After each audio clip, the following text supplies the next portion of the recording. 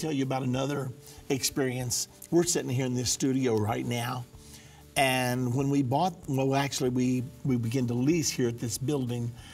This studio had several divisions to it, and so, but it had originally been built for a television studio, but the people that built the building never built the television studio. So when we moved here, the man who owned the building apologized. Oh, we're sorry, if this were two-story, you could rent the upper story, make some money that way. And he said that whoever built this planned to put a TV studio in here, but they never did. It was a computer firm that built it. And I'm standing there thinking, okay, God, I've been asking you to lead me to the right building, and here they've got this place for a television studio, and they've never done it, and that's exactly what I need to do. So we began to work to put a television studio in here because I felt like God really was impressing me. We needed to do this. Mm-hmm. Well, we hired a consultant because we did not know what we were doing, and a man from Daystar Television, a very fine man, came out, and he was just going to guide us to keep us from making mistakes. And so I said to him, how much is it going to cost me to build this? And Steve said to me, well, would $650,000 scare you? I said, well, no, I don't have any money, so it doesn't matter what you say. And so he looked at me like I'd lost my mind. But anyway, he was just about on the money. He was an expert, he was an engineer, and he knew what he was doing. And sure enough, by the time we got done, we'd spent around $650,000 to do everything we had to do. Well, I had to borrow a lot of that money to make it. So by the time I was done, I was up to my eyeballs in debt. And I'll never forget, we got the studio done, we had some cameras, we had everything ready to go. But the problem is, that does you no good if you're not on a network somewhere where people can see you. And so I went to prayer one day. I said, God, I was sure you told me to do this, but I couldn't buy an hour's television time right now to save my life. And I don't know what you want me to do. But the most incredible thing happened. I'll never forget it, Vince. We had a couple of businessmen that were serving as advisors for our ministry here, and they asked me to come into our boardroom up front. I sat down. One of them looked at me and said, I'm putting you on Daystar Television, and I'm paying the entire bill.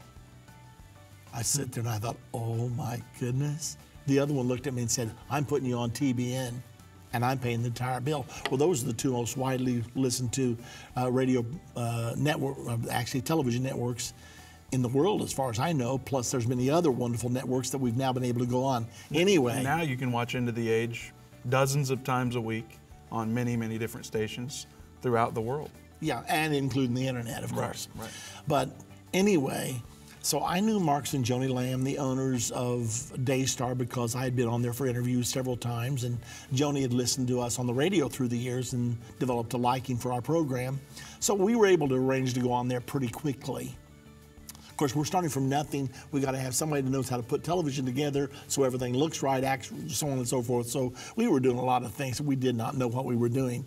Anyway, but I got ready to inquire about TBN. I knew nobody there. So we made some phone calls. We sent some DVDs there to show them what we did. No reply. It was like talking to a brick wall. Nothing. I didn't know what to do. Here we have a man willing, and it was a lot of money, a man willing to pay the entire bill for 1 year. It was an answer from prayer. But we couldn't get on to save our necks. So I called a meeting of my staff. Back in my office, I said, look, God has provided the money for us to go on TBN, but we can't get them to talk to us. We're going to have to pray. I'll never forget that day as long as I live. We prayed together, God, you got to open this door. And so help me, Vince, I'll never, it's so real to me right now, because our phones rang here, and your mother, Kara, took the phone call.